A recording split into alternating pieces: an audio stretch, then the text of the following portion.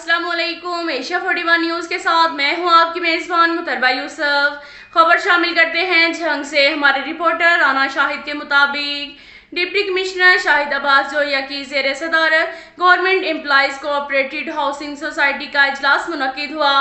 इजलास में 16 नकाती एजेंडा ज़ेर बहस लाया गया। इस मौका पर आमदन और अखराजात government employees cooperative housing society साल 2020 और 2021 का जायजा लिया गया। सोसाइटी के मेंबरान ने डिप्टी कमिश्नर को चंद मसाइल से भी आगाह किया।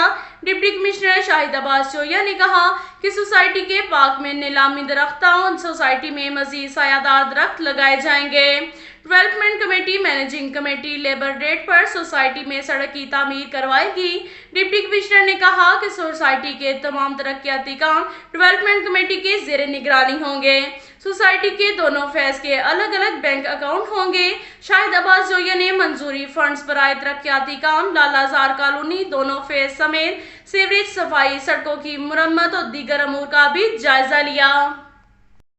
इसके साथ साथ एक और खबर शामिल करते हैं झंग से। हमारे रिपोर्टर राना शाहिद के मुताबिक लैया रोड पर कपूरी अड्डा के करीब रोड ट्रैफिक हादसे की इत्तला पर रेस्क्यू टीमें रवाना।